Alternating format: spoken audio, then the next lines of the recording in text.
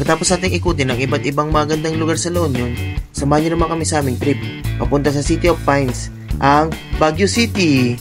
See you in a bit, Baguio. Nag-travel tayo from La Union to Baguio ng estimated time na 2 hours via Marcos Highway.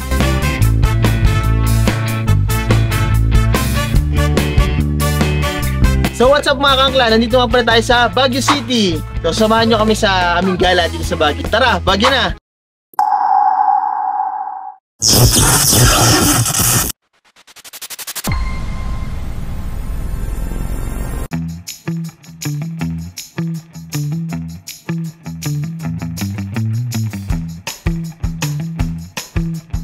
Hello guys, yan, nandito tayo sa Richwood Hotel dito sa Baguio. Ito yung favorite naming hotel ni Ara nung dalagat binata pa kami. Dito kami pumupunta lagi. So, napili namin itong hotel na to kasi malapit siya sa ilang attraction dito like The Mansion, Wright Park, Mines View, tsaka medyo malapit na rin sa Botanical. Pakita ko sa inyo kung ano yung hotel na to.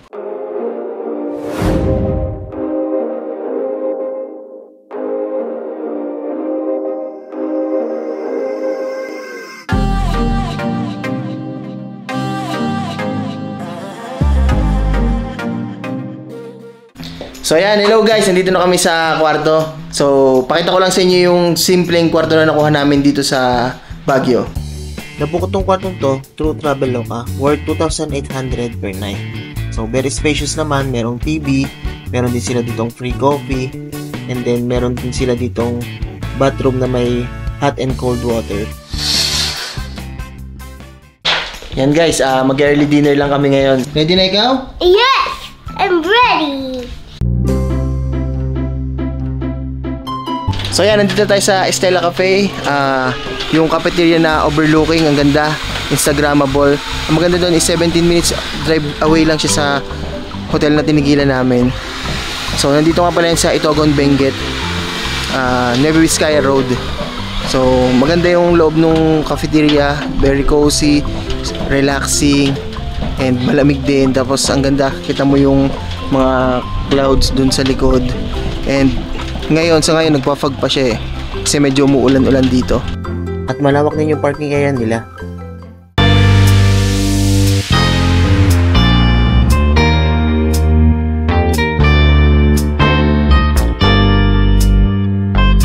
Para sa amin, talagang masabi kong masarap yung pagkain nila. Medyo pricey nga lang kasi almost 1,000 yung pinera namin. Pero ang ganda ng view, ang ganda ng scenery, ang ganda ng ambience, talagang sulit na din. Priceless. So ayan, nandito na kami sa room. So good night guys, see you tomorrow.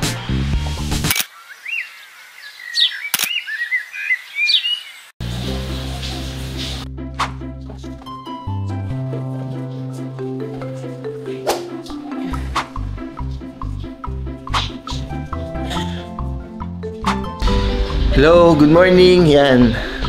Good morning, Baguio! Yan, nagpe-prepare na kami para gumala. Nagapan na namin para mas mapil namin yung lamig. Yan, coffee lang, then prepare na sa gala. Oh, tell me the story of the monster tree. Once upon a time, I eat to boy night, even to mommy and daddy. And with a monster tree like that, and she's not even to mommy and daddy. Oh no! Ready na kayo? Yes. Ready ka na, Dos? Nasakay tayo ng horse? And it's 6 king's horses. So, ready na kami. So, tara, let's go na. So, yan, magbibiyahe na lang kami dahil coding yung sasakyan.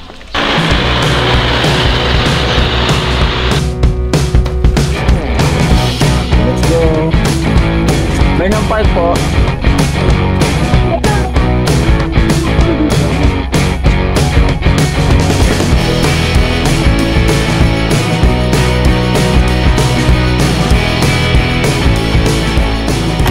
We're going to the Burnham Park.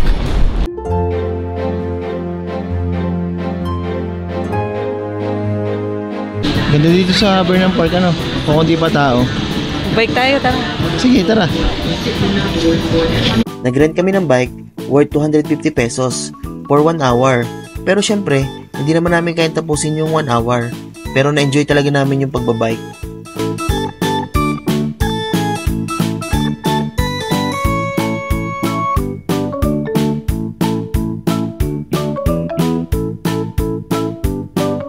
Nakakapagod. Ano, tara, taho. Bili tayong taho. Taho! Apo. Yan, taho.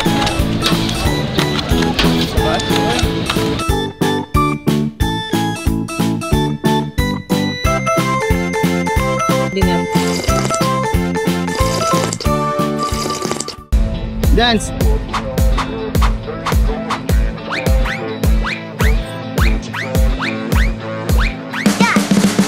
You can see the writing on the pavement. Young kids, they're growing up in basements. Online, a whole new generation. I'ma make mine, so you better go take it. Always, they need a new replacement. Decentralized, can't contain it. We're changing lives, yeah, upgrading. Call it suicide of the older generation. We're going to Session Road. All the demons quiet, yeah, we were built to thrive, yeah. I think that we've all had enough. What keeps you up at night, yeah.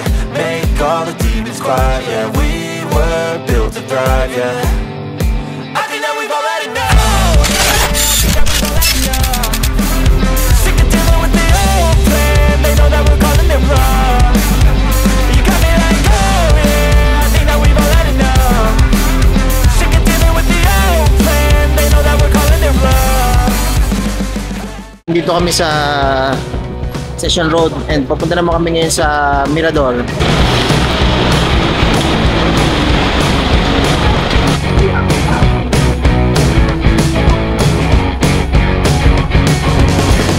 Sa Mirador po.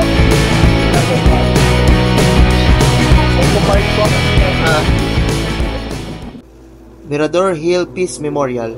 Makikita natin dito ang Japanese gate called Dory na may bell na hinati at gawa ito sa neutralized bomb noong World War II. Ito ay naihulog dito sa Mirador Hill ng mga American forces ngunit hindi sumabog. So hello guys, nandito tayo sa Mirador Heritage. So a must visit place talaga ito sa Baguio. Ang ganda, overlooking. Tapos yung entrance fee nila dito is 100 pesos per head. Libre bata, 12 years old below. Nasa likod lang ito ng grotto. So pagpunta nyo ng grotto, pwede na kayong dumiretso dito. Hindi na namin nagawa magka-picture dito sa bell dahil ang haba ng pila. Ayan, hello guys, so balik na kami. At sunod naman natin pupunta na yung Bamboo Sanctuary. Bamboo Sanctuary, let's go.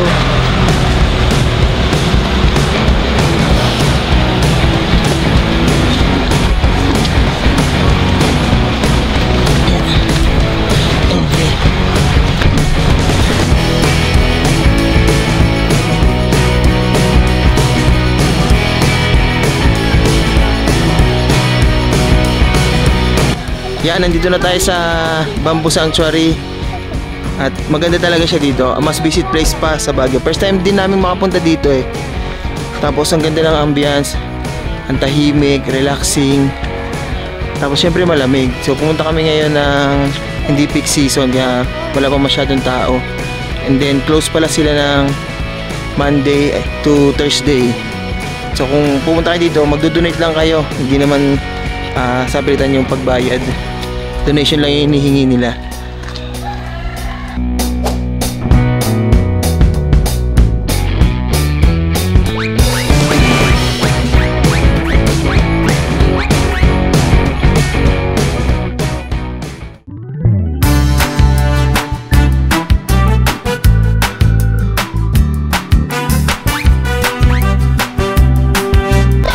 So, nandito na kami sa Ride Park at sasakay kami ng horse. Ano sasakay natin, Dos?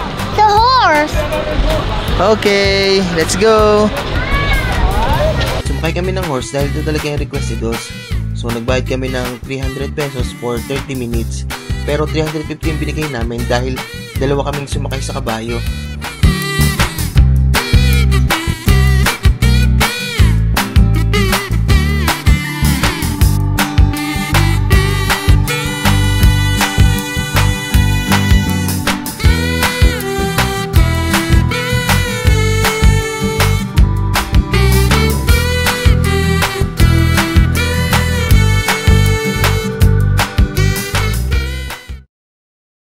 Dito, magpipicture lang sana kami naka-costume Kaso inalo kami ni kuya kung gusto daw naming sumayaw at tuturuan niya kami ng dance step. At syempre, once in a lifetime experience, pumayag kami.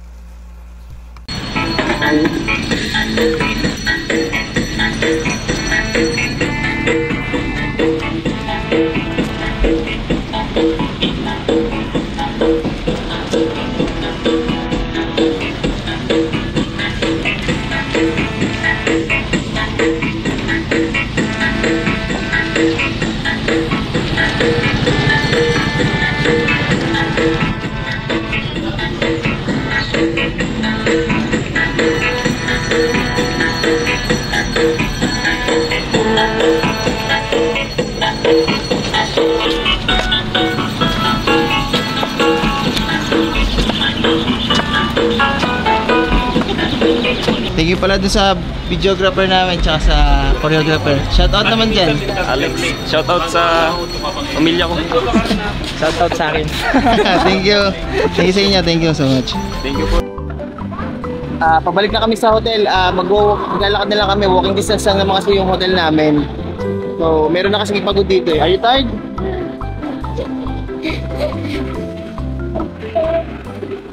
Nakabalik na kami sa hotel at yun, what a wonderful morning. Dami namin napuntahan kanina. So, it's 12:30 na, magla-lunch muna kami. Balak sana magpunta ng botanical, kaso yan, inulan na kami. It's 5 PM na and balak sana namin magpa-abot ng gabi sa botanical para makita namin yung magandang lights. Or kung hindi man kami makapunta ngayon, punta na lang kami ng SM. Kaso mamaya pang 7 PM kasi until 7 PM pa yung coding dito sa Baguio. Coding yung sasakyan ko. So, hintayin na lang muna kami. At hintayin din namin kung tidila itong ulan. Kung pag tumila, tuloy kami sa botanical. Hello guys, ayan. Gabi na. So, baka hindi na kami makapunta ng botanical kasi medyo umaambon-ambon pa rin. Pupunta na lang tayo sa SM at bibili ng pagkain. yan, bibili na lang kami ng dinner namin. Tapos babalik din kami dito. So, we're here na at SM Baguio. Medyo maraming tao ngayon. Ano, text na lang? Text na lang ako. Text niyo sa akin. Para sa lang. Shawarma rice.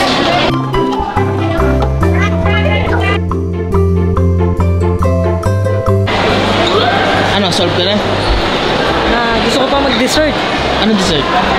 Viscous. Sige, tara. Ano mo dyan? Okay na lang. Kunti lang naman yan, no? Sige, bayaran mo na.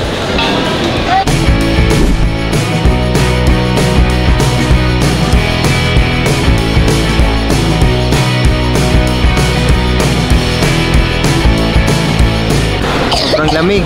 Sobrang sarap, ano? So cold. Yeah, so cold. Sarap mag-moment. Overlooking view. You home. You home. Hello guys, we're back in our hotel na. So, good night. See you tomorrow. Yan, hello, good morning ulit here from Baguio. So, medyo maaga kami ngayon dahil may pupunta kaming beyond Baguio na siguro yun. Kaya, yan, nagpe-prepare na lang kami then alis na. So, let's go.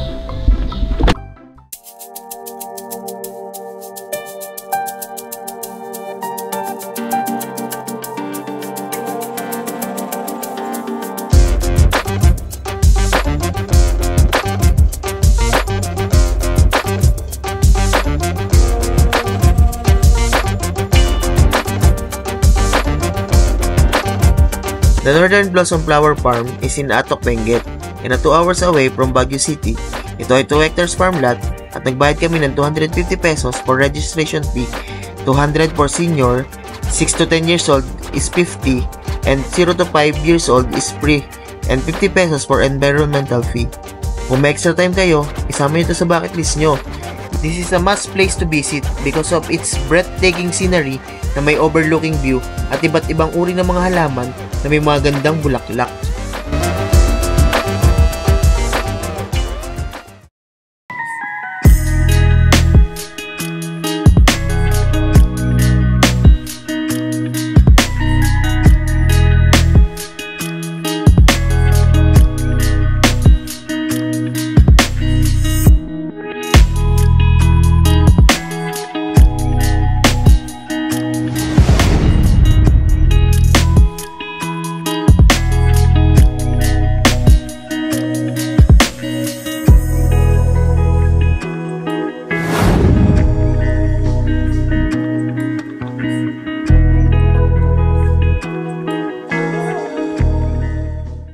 ayan, hello guys, pabalik na kami sa hotel. So, worth it ang pagpunta talaga sa Northern Blossom kahit medyo malayo.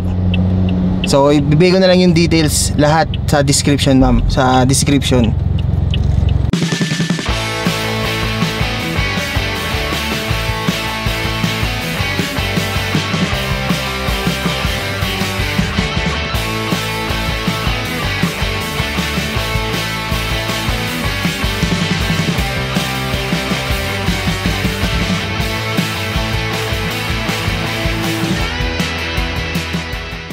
So hello guys, dito na ulit tayo sa room natin.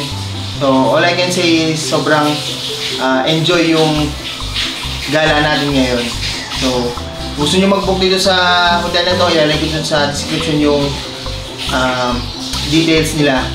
And napaka-accessible kasi nito sa iba't ibang attraction. Kaya yung attraction na ginawa namin nung second day is nakuha lang namin siya ng half day.